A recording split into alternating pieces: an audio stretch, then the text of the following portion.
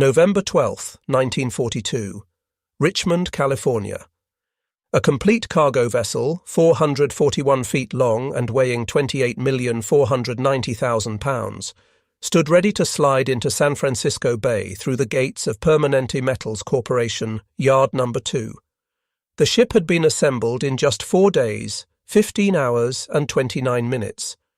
In traditional shipyards, master builders had spent 6 to 8 months constructing vessels of similar size since before the American Revolution. Yet here, a complete Liberty ship stood ready for service.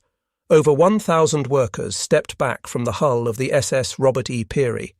Not traditional shipwrights, not experienced maritime craftsmen, but former secretaries, farmers, housewives and labourers who had learned welding techniques just weeks earlier.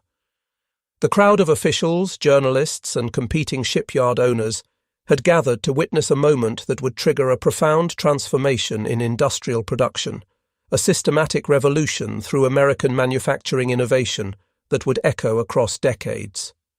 The mathematics of Allied victory were being written not in battle strategies, but in production statistics that would shatter every assumption maritime experts carried about shipbuilding limits, construction timeframes, and industrial possibility. The transformation had begun on December 27, 1940, when Henry J. Kaiser signed his first shipbuilding contract. A man who had never built a ship, never managed a shipyard, and had spent his career moving earth and pouring concrete for massive dam projects across the American West. Yet here stood a 58-year-old construction magnate who had just promised the United States Maritime Commission he would build 30 cargo vessels for the British government within 2 years. Traditional shipbuilders dismissed him as a naive opportunist. The Todd Bath Iron Works, one of America's oldest shipyards, had reluctantly agreed to partner with Kaiser on the project, assuming their expertise would compensate for his ignorance.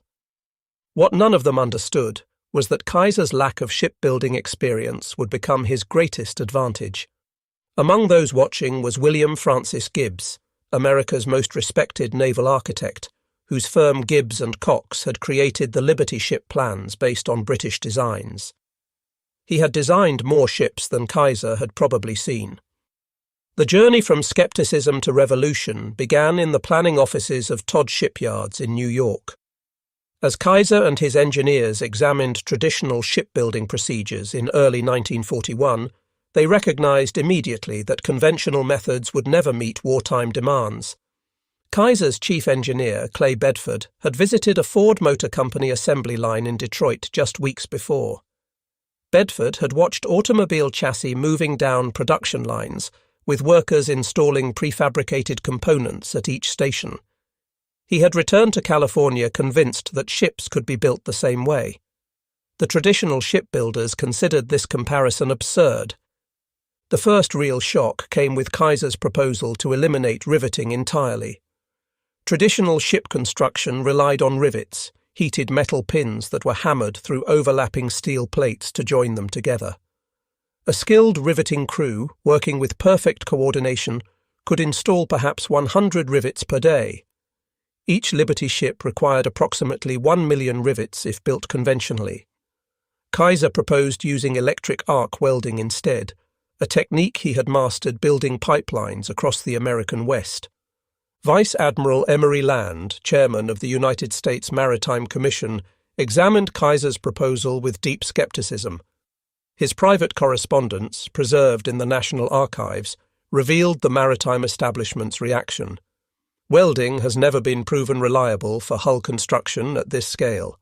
The British Navy forbids welding on warship hulls. Kaiser is proposing we bet America's supply lines on an unproven technology. Yet Land also recognized desperation. German U-boats and surface raiders were sinking Allied shipping faster than traditional shipyards could replace vessels. In 1941 alone, approximately 3.6 million tons of Allied shipping would go to the ocean floor from all causes. Britain was literally starving. American shipyards, using conventional methods, would require an average of 230 days to build a single cargo ship. At that pace, the Allies would lose the Battle of the Atlantic before American industry could respond. The decision to approve Kaiser's contract represented not confidence, but necessity. The Richmond shipyard rose from empty mudflats between January and December 1941. Kaiser's construction crews, experienced in building dams and highways, erected a facility that horrified traditional maritime engineers. Instead of the massive gantry cranes and longitudinal building ways that characterized established shipyards, Richmond featured something entirely different. The yard was laid out like an automobile assembly plant. Open areas for prefabrication surrounded 7 parallel building ways. Railroad tracks crisscrossed the facility, designed to move massive steel sections weighing up to 150 tons. Overhead cranes capable of lifting entire ship sections stood every 100 feet. John Riley, Chief Naval Architect for Bethlehem Steel Corporation and a 30-year veteran of shipbuilding, visited the Richmond Yard in May 1941. His inspection report, marked confidential at the time, contained technical criticism and grudging admiration. Kaiser has violated every principle of efficient shipyard layout I learned in 3 decades of experience. His prefabrication areas are too large. His crane capacity is absurdly excessive. His building ways are too short. Yet I must admit the facility is designed for exactly what he claims: rapid assembly of prefabricated sections. The arrival of workers provided the next phase of revolutionary change. Traditional shipyards recruited from established maritime communities where skills passed from father to son across generations. Kaiser advertised in newspapers across America, offering wages 20% above standard industrial rates and promising to train anyone willing to work. The first groups arrived in Richmond in August 1941. The simplification of complex tasks into repeated simple operations, borrowed directly from assembly line manufacturing, proved devastatingly effective. By October 1941, Kaiser employed over 10,000 workers in Richmond, with fewer than 200 having any previous maritime experience. Traditional welders spent 4 years as apprentices learning comprehensive skills. Kaiser's instructors taught specific techniques for specific tasks in approximately 2 weeks. Workers didn't need to know how to weld everything, only how to weld the vertical seams on bulkheads, or horizontal deck plates, or curved hull sections, which they would do repeatedly. As workers gained experience through late 1941 and early 1942, something unexpected occurred. The construction time for Liberty ships began falling dramatically. Kaiser's first Liberty ship took 197 days to build and deliver. Ship number 2 required 169 days. Ship number 5 required 128 days. Ship number 10 required 97 days. By spring 1942, Richmond was completing Liberty ships in 70 days on average. Traditional shipyards watched with growing alarm as this untrained workforce achieved production speeds that matched their own highly skilled crews. The prefabrication approach that traditional builders had dismissed proved its power. Instead of building ships from keel to deck in sequence, Kaiser's yards fabricated entire sections simultaneously across the facility. While one crew assembled a bow section in the prefabrication area, other crews built stern sections, deck houses, engine rooms, and bulkheads in parallel. When sections were complete, massive cranes lifted them onto the building ways where welding crews joined them together. Albert Wooding, production supervisor at Richmond Yard No. 2, explained the efficiency in a 1943 interview with Fortune magazine. In traditional shipbuilding, you cannot install the engine until the engine room is built. You cannot build the engine room until the hull is complete. Everything happens in sequence. Kaiser's approach allows parallel production. While one crew welds hull plates, another crew assembles the engine in a separate area. When both are ready, we drop the completed engine into the completed engine room and weld it in place. Tasks that previously required weeks now take hours. The statistics of parallel production revealed manufacturing efficiency that seemed impossible to traditional builders. A conventional shipyard might have 50 workers attempting to install an engine over 3 weeks, working in the cramped confines of a partially complete engine room. Kaiser's prefabrication approach assigned 200 workers to assemble the complete engine and its mounting structure in an open workshop over 5 days, then used cranes to position the entire assembly in a single 8-hour operation. More disturbing still to traditional maritime authorities was the casual elimination of centuries-old shipbuilding practices. Ships had always been built from carefully drafted plans that specified every detail. Kaiser used simplified drawings that provided basic dimensions and left details to workers' judgment. Traditional builders considered this recklessness. Kaiser called it flexibility.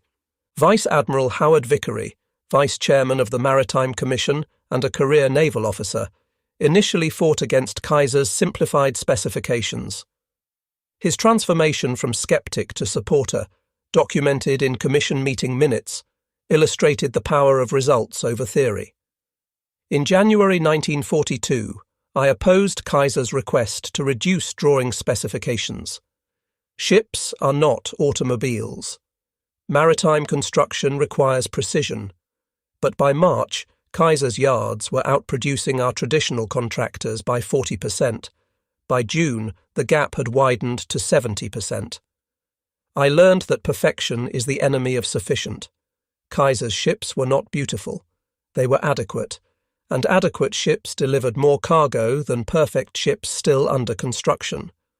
As construction speeds increased through spring and summer 1942, competition developed among Kaiser's 7 shipyards spread across California, Oregon, and Washington.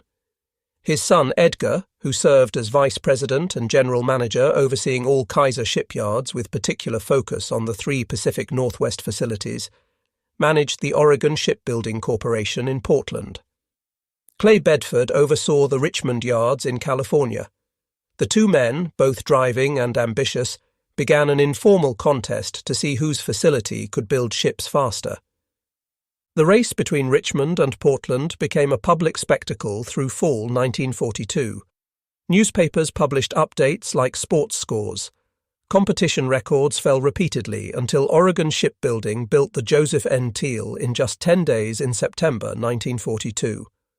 Vice Admiral Vickery eventually ordered the speed competitions stopped, declaring them stunt demonstrations that distracted from actual production goals. But the competition had served Kaiser's purpose. Workers across all 7 yards now believed that extraordinary speed was not merely possible, but expected. November 1942 brought the ultimate demonstration. Vice Admiral Land, visiting Richmond to inspect production, made an offhand comment to journalists that was overheard by Clay Bedford. The Admiral remarked that Liberty ship construction had improved remarkably, but noted that the recent speed records still paled compared to what mass production had achieved in other industries. Bedford took the comment as a challenge. He proposed to Vice Admiral Land that Richmond Yard No. 2 would attempt to build a complete Liberty ship, from keel laying to launch, in under 10 days, cutting the Joseph N. Teal's record in half. Land, sceptical but intrigued, authorized the attempt on condition it not disrupt regular production schedules. Bedford selected the 47th hull to be built at Yard No. 2 for the record attempt. The ship would be named SS Robert E. Peary, after the Arctic explorer. Starting Sunday, November 8th at 1 minute past midnight, over 1,000 workers operating in carefully coordinated shifts would attempt something unprecedented in maritime history. The prefabrication strategy reached its ultimate expression during the Peary construction. Every major component had been built, inspected, and staged before the keel touched the building way. The bow section, comprising more than 50 individual pieces, had been fully welded and equipped with anchor hardware, chain lockers, and forward crew quarters before assembly began. The stern section included the completed steering gear, propeller shaft, and aft crew spaces. 4 complete cargo holds, each one a massive rectangular structure of steel, waited to be lifted into position. The engine, a 140-ton triple-expansion steam power plant built by Joshua Hendy Ironworks in Sunnyvale, had been mounted on its foundation structure and tested before leaving the factory. Where conventional shipyards built from keel to deck over months, Kaiser's yards assembled a nearly complete ship from prefabricated sections in days. 4 days into construction, the hull was complete. Engine installed, deck houses positioned, cargo holds secured, steering gear mounted. On Thursday, November 12th, at 3:30 p.m., just 4 days, 15 hours, and 29 minutes after the keel touched the building way, SS Robert E. Peary slid down the launching rails into San Francisco Bay. The ship was delivered for service on November 15th, setting an additional record of 7 days, 14 hours, and 32 minutes from keel laying to full delivery. The crowd of observers included maritime officials, military officers, competing shipyard owners, and journalists from across America. Many arrived expecting to witness either failure or a compromised vessel that looked complete but lacked functionality.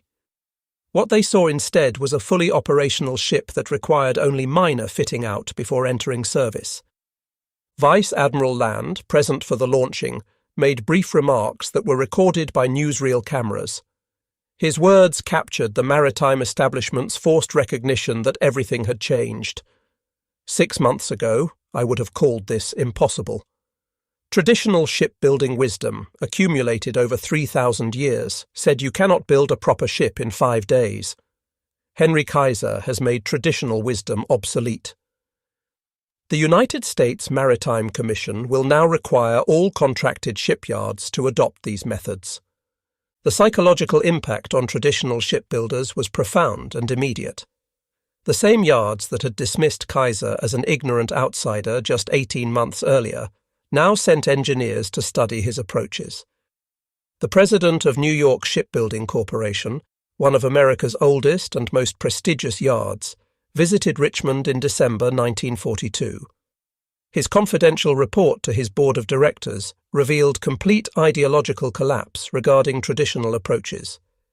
Kaiser has achieved what our industry considered impossible by refusing to accept our limitations. He treated shipbuilding as a manufacturing problem rather than a craft tradition. He simplified where we sought perfection. He standardized where we customized.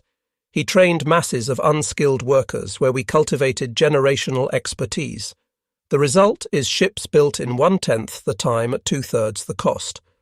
We must either adopt his approaches or accept irrelevance.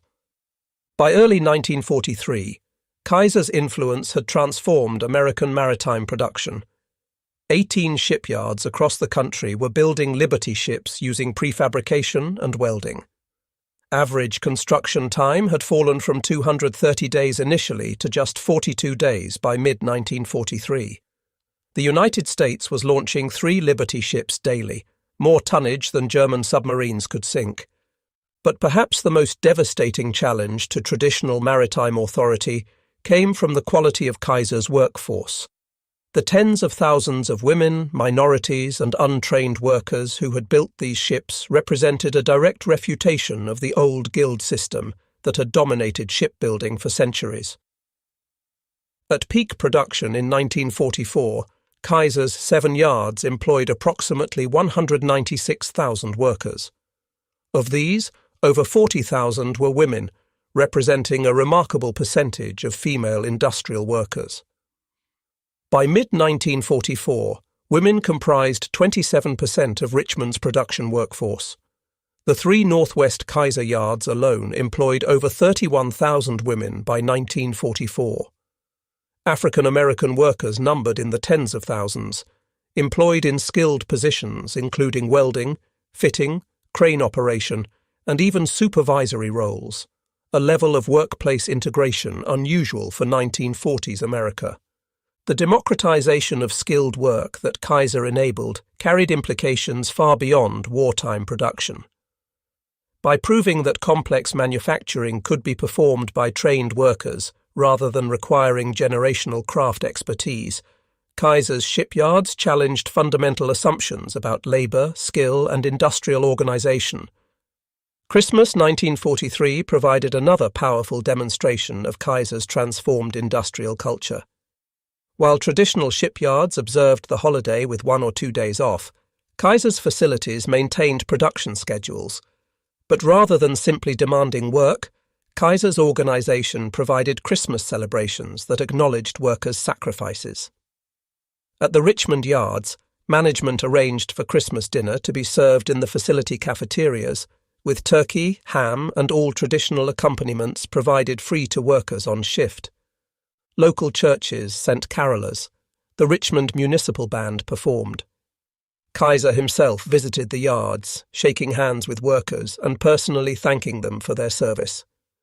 By mid-1944, Kaiser's 7 shipyards had produced over 800 Liberty ships. But the influence of his approaches extended far beyond his own facilities. The 18 American shipyards building Liberty ships had collectively produced 2,400 vessels by this point. Victory ships, a larger and faster design that supplemented Liberty production from 1944 onward, were built using the same prefabrication and welding techniques.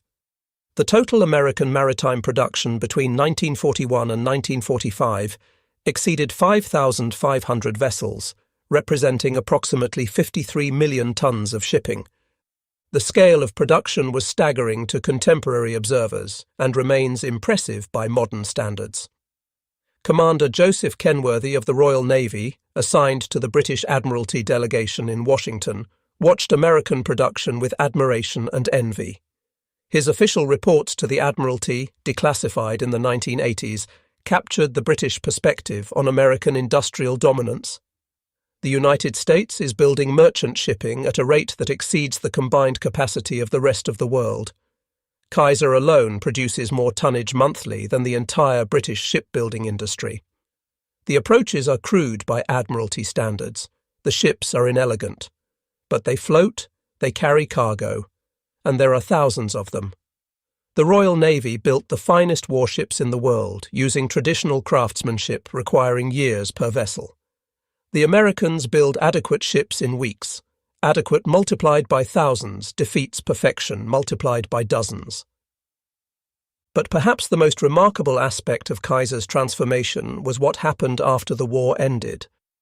Traditional analysts expected the wartime shipbuilding boom to collapse, leaving tens of thousands of workers unemployed and hundreds of costly facilities abandoned. The prediction proved partly true. Liberty ship production ended in September 1945. By December, Kaiser's workforce had fallen from 200,000 to fewer than 20,000. The Richmond shipyards that had employed 100,000 workers at their peak stood largely empty by spring 1946. Yet the knowledge developed during the emergency program did not disappear. The prefabrication techniques, welding procedures, and parallel assembly approaches that Kaiser pioneered became standard practice in global shipbuilding.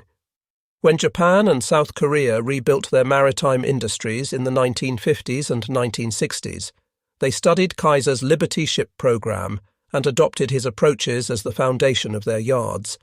The massive shipbuilding facilities in Ulsan, South Korea, and Nagasaki, Japan, that would dominate world shipping construction for decades, were direct descendants of Richmond Shipyard's revolutionary practices.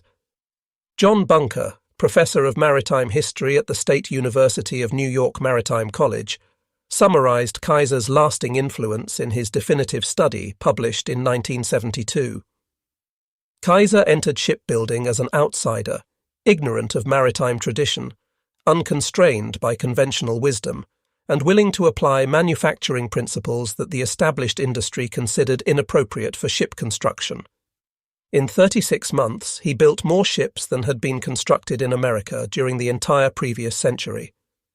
More importantly, he fundamentally altered how ships would be built worldwide for the remainder of the 20th century. The modular construction, prefabrication, and welded assembly that Kaiser pioneered are now universal standards. Every modern shipyard, whether building container vessels in Korea, oil tankers in Japan, or cruise ships in Europe, uses approaches derived from Kaiser's Liberty ship program. The magnitude of Kaiser's achievement can be measured in statistics that reveal both the scale of the program and its remarkable success. Production statistics show 2,710 Liberty ships built across 18 American yards between 1941 and 1945, an average of 1.8 ships per day at peak production. Kaiser's 7 yards alone produced 1,490 ships, comprising 27% of total American wartime merchant shipping built under maritime commission contracts.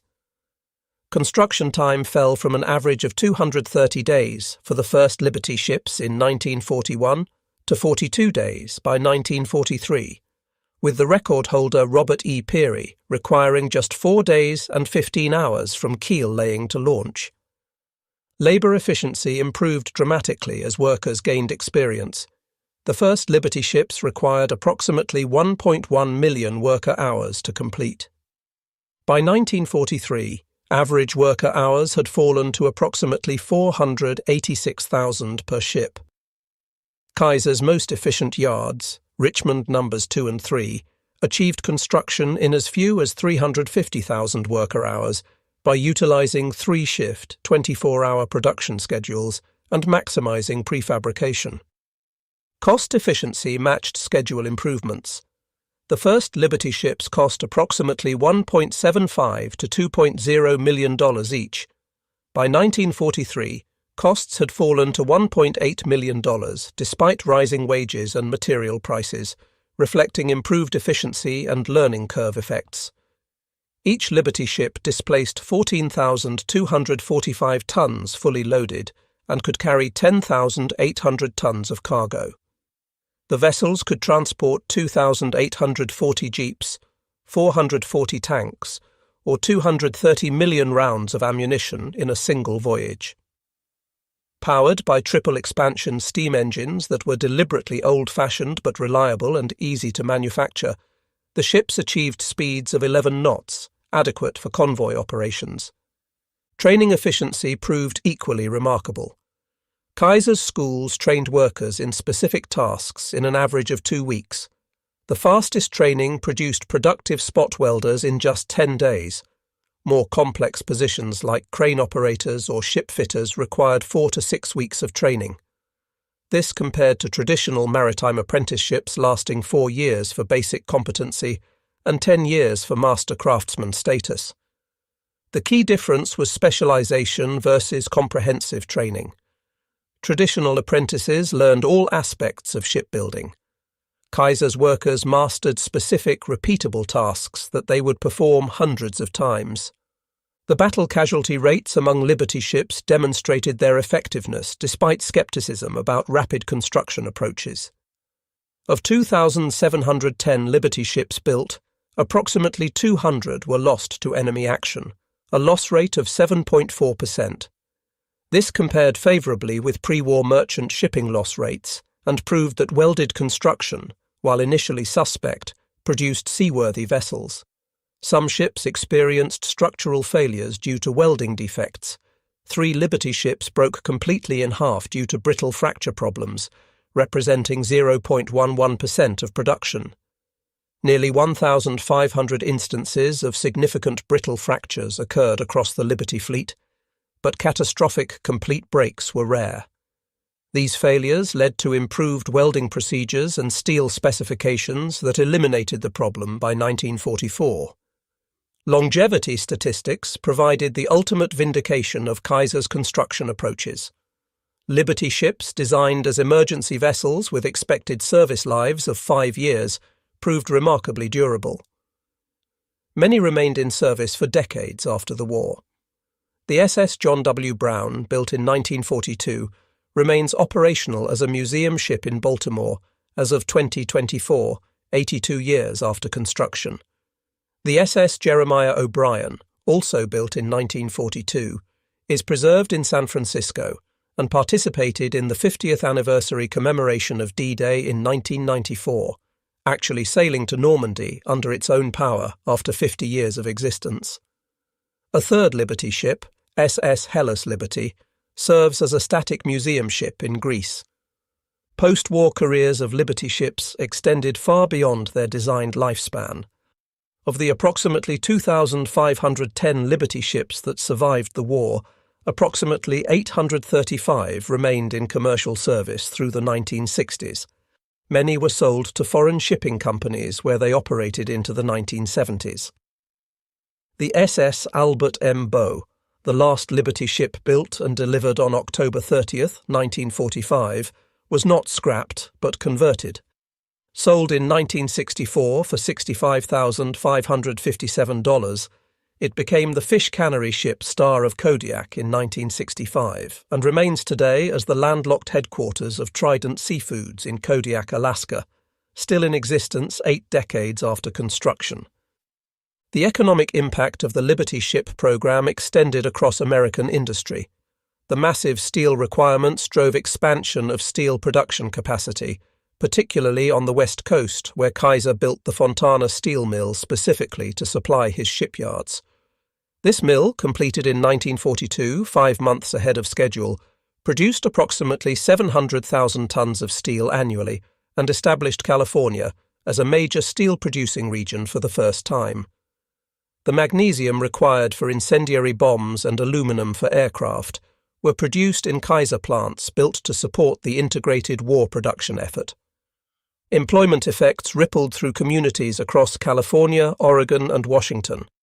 The city of Richmond, California, grew from a population of 23,000 in 1940 to over 100,000 by 1943, driven entirely by shipyard employment.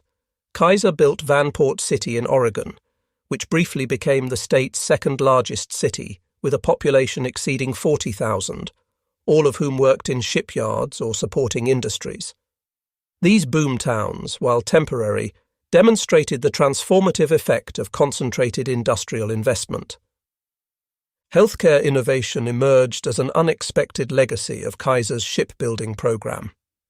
To provide medical care for his massive workforce, Kaiser partnered with physician Sidney Garfield to establish prepaid healthcare programs that eventually evolved into Kaiser Permanente, one of America's largest health maintenance organizations. The model of prepaid preventive healthcare pioneered in the shipyards influenced American medical practice for decades and served over 12 million members by the early 21st century. The workers themselves carried forward the lessons of the wartime experience into decades of peacetime achievement. The shipyards gave thousands of young people, especially women and minorities, opportunities to develop capabilities they would never have accessed through conventional career paths. Those opportunities opened doors that stayed open for the rest of their lives. The technological innovations developed during the Liberty ship program influenced industries far beyond maritime construction. The welding techniques refined under wartime pressure became standard in structural steel construction, petroleum refining equipment fabrication, and pressure vessel manufacturing. The prefabrication approaches pioneered at Richmond influenced construction practices in housing, bridge building, and industrial facilities. The organizational principles of parallel production, simplified specifications, and rapid worker training became foundational concepts in operations management and industrial engineering education. Professor Michael Porter at Harvard Business School, analyzing American industrial competitiveness in a 1985 study, identified the Liberty ship program as a crucial case study in rapid capability development. Kaiser demonstrated that industrial capacity is not fixed, but can be created quickly when necessity demands it. The United States entered World War II with minimal merchant shipbuilding capability. Within 24 months, American yards were producing more tonnage than the rest of the world combined. This proved that industrial infrastructure, workforce skills, and production systems could all be developed at unprecedented speed when properly organized. That lesson has relevance beyond wartime emergency. It suggests that perceived limitations on industrial capacity often reflect organizational and conceptual constraints rather than physical impossibilities. The psychological transformation that the Liberty ship program created among industrial managers and engineers proved as significant as the physical ships produced. Before Kaiser, manufacturing executives accepted conventional wisdom about production limits, skill requirements, and organizational structures. Kaiser demonstrated that conventional wisdom could be wrong and that breakthrough performance required questioning fundamental assumptions. The Liberty ship story ultimately stands as testament to a profound truth about human capability and industrial possibility. The ships themselves, while crucial to Allied victory, mattered less than what their construction proved. Ordinary people, given training and opportunity, could achieve extraordinary results.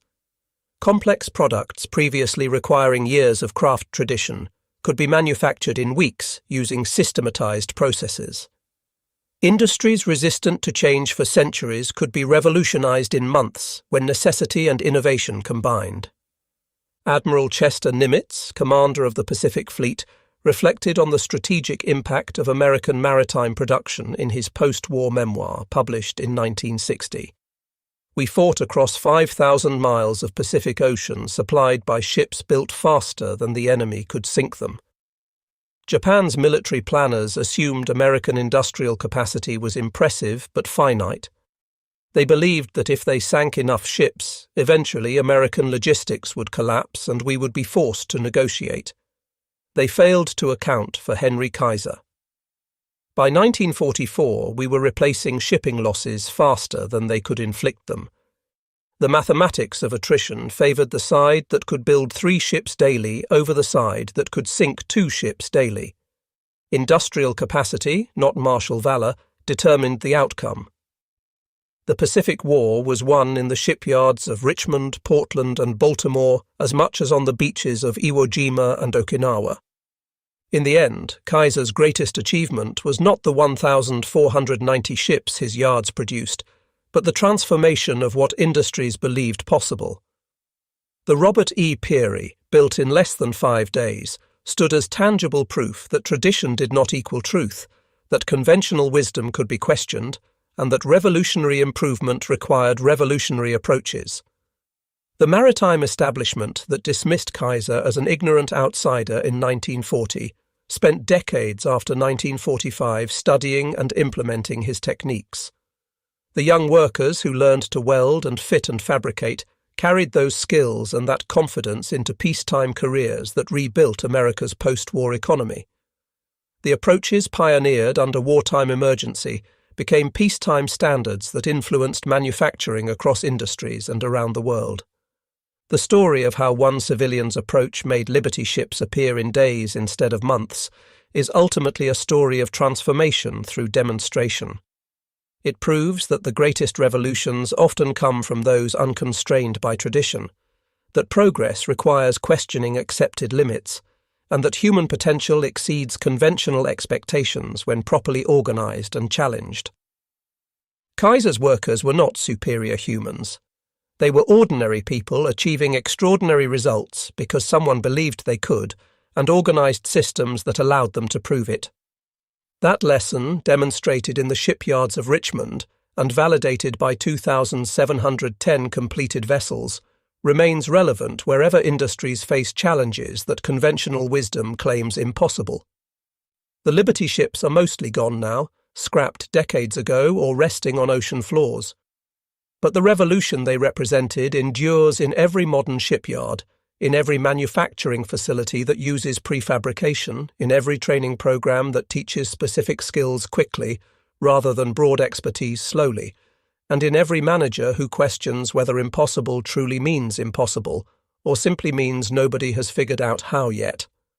That is Henry Kaiser's enduring legacy, carved not in steel, but in transformed understanding of what dedicated people can accomplish when freed from the constraints of tradition and challenged to attempt what experts claim cannot be done. From December 1940, when he signed his first contract knowing nothing about shipbuilding, to November 1942, when the Robert E. Peary launched after less than 5 days of construction, to September 1945, when the last Liberty ship was delivered, Kaiser proved that industrial revolutions happen not through incremental improvements, but through fundamental reimagining of what is possible.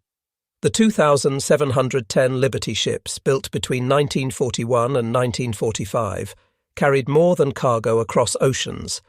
They carried proof that human ingenuity, when unshackled from tradition and empowered by necessity, can accomplish the seemingly impossible.